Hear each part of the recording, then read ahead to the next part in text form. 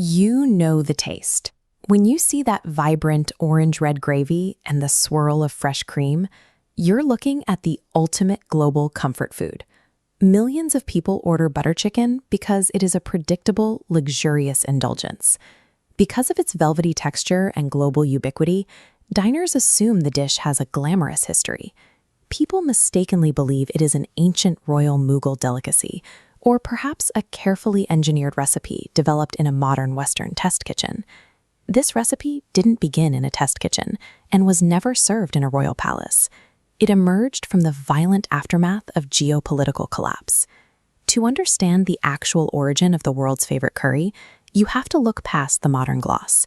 You are looking at the desperate salvation of men who had watched their city burn to ash. This map shows the Indian subcontinent just before August 1947. In the summer of that year, the British drew a hurried, violent line across the territory, dividing the nation and plunging the region into a geopolitical vacuum. Deep within the city of Peshawar, a young chef named Kundanlal Gujral had built a successful life.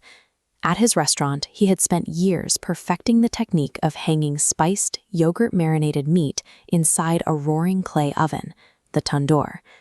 As sectarian violence erupted, Gujral had to make an impossible choice. He was forced to abandon his restaurant, leave behind his life, and join millions of terrified refugees fleeing toward the newly drawn borders of India. This mass exile stripped him of his home, his savings, and his stability. He arrived across the border with nothing but his bare hands and his trade, entering a reality where sheer survival was the only measure of success. Gujral and his partners, including Kundanlal Jaggi, eventually reached the suffocating streets of Old Delhi. They found themselves in Daryaganj, a densely packed neighborhood choked with dust and overflowing with displaced families. In the middle of this chaos, they managed to secure a small, dilapidated roadside shack. With no other options, they decided to resurrect the only name they had left, Moti Mahal. They took on the heavy physical labor of building a crude clay tandoor oven from scratch, lighting the charcoal and roasting spiced chicken to feed the hungry refugee population. The food sold well, but they immediately hit a fatal environmental obstacle. The 1947 Delhi heat was absolutely merciless, and these refugee men had absolutely no access to modern refrigeration technology. For a wealthy restaurant, a piece of unsold chicken drying out on the counter is an inconvenience. For a destitute refugee, it is a catastrophe.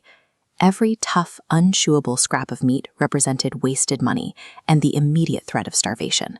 Look at this graph tracking cooked meat moisture. In 100-degree heat, its financial value drops off a cliff in hours. But Gujral refused to accept the loss. He used the cheapest, most accessible ingredients around him to reverse the drying process.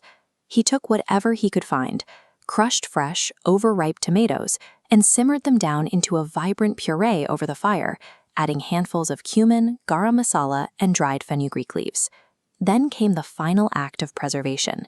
He carefully buried the dry, smoke-charred chicken in a heavy, simmering bath of fresh butter and thick cream. The tough meat drank in the moisture and softened back to life. He called it Murgh Makhani. Butter chicken was an accidental masterpiece, born not from culinary ambition, but from the brutal necessity to survive the day.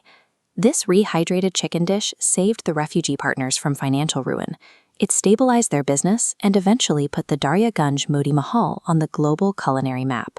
Over the decades, the prestige of the humble shack grew so large it drew international chefs, celebrities, and world leaders, including Prime Minister Jawaharlal Nehru, who traveled specifically to taste the creation.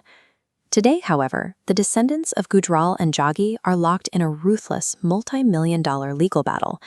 They're fighting in court over who actually owns the rights to invent butter chicken, a recipe built entirely out of communal trauma, deep poverty, and collaborative survival has been reduced to a corporate commodity fought over by competing brands. While the families fight over the trademark, the original Daryaganj location operates under a different reality.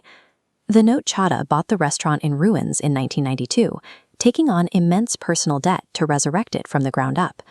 Chadha dismisses the legal fights entirely, choosing instead to focus on the food. He focuses on protecting the labor-intensive, 32-hour simmering process, executing the recipe in the exact same spot it was created. Global franchise expansions and legal decrees have attempted to claim the legacy of Murgh Makhani. The dish remains forever rooted in the smoke, the oppressive heat, and the survival instinct of a refugee. It is a reminder that profound comfort can be forged in the fires of profound suffering. Across the globe, butter chicken is an absolute dining staple. It has grown into a multi-billion-dollar global industry, often determining whether an Indian restaurant can even keep its doors open. The origins trace back to a small roadside shack called Moti Mahal in Delhi, which rapidly expanded into a massive culinary landmark. The clientele quickly matched the restaurant's scale. India's first Prime Minister, Jawaharlal Nehru, became so enamored with the dish that he made it an official staple at state banquets. It was served to world leaders, including American President Richard Nixon, the Shah of Iran, and the King of Nepal. Butter chicken ceased to be a simple meal and became an international staple of Indian hospitality. Today, that legacy is being dragged into the courtroom. The beloved curry is now the center of a ruthless intellectual property war. A lawsuit spanning 2,752 pages now sits in the Delhi High Court. The Moti Mahal empire is demanding 20 million rupees, about 2 crore, in damages from a rival restaurant chain called Daryaganj, alleging copyright infringement and unfair competition. The descendants of the original partners are now using the court to decide whose grandfather's name will be synonymous with the dish forever. The Gujral family traces the timeline back to a small dhaba in Peshawar, long before the 1947 partition of the subcontinent. They argue that their ancestor, Kundanlal Gujral, was the sole culinary architect of the recipe. According to their legal filings, Gujral noticed a recurring problem. Throughout the day, unsold pieces of tandoori chicken hanging above the intense heat of the tandoor slowly dried out, making them difficult to sell. He devised a highly calculated, methodical solution. By creating a gravy using tomatoes, butter, and cream, he could immerse the dry meat, allowing it to regain its moisture and become palatable again. This narrative forms the backbone of Moti Mahal's case, positioning Gujral's name as the definitive, singular creator of the entire butter chicken empire. The opposing side, Daryaganj, offers a different perspective. They claim Gujral was a charismatic frontman who expertly managed the dining room and the guests, but operating in the shadows of the kitchen was his partner, Kundanlal Juggi. The Juggi descendants point to one frantic night in 1947. As the restaurant was closing, a large group of hungry guests arrived. With only a few pieces of leftover tandoori chicken left, Juggi reportedly whipped up a hurried tomato and butter gravy as a desperate last-minute improvisation to feed them. One side claims a methodical technique of preservation, the other, a midnight rush to feed a crowd. These opposing stories have locked the two families in a forensic stalemate. Highly paid lawyers are now parsing through the remnants. They debate over fading restaurant logs, handwritten recipes, and the contested testimonies of long-dead relatives. The battle extends to historical artifacts, with both sides contesting the legal right to use black and white photographs of prime ministers to prove their legitimacy. But while the families fight for the right to the name, the actual flavor of 1947 has vanished. Government bans on high-pollution coal ovens mean the signature smoky profile can no longer be legally produced in a modern restaurant. The High Court is effectively attempting to forensically examine a ghost. The original context, the kitchen environment, and the exact flavor are lost to time. A judge will eventually render a legal verdict on this dispute, yet this lawsuit signals a shift in how global food culture operates. Culinary creation has evolved into a hyper-entrepreneurial arena. Shared cultural knowledge is being aggressively locked down.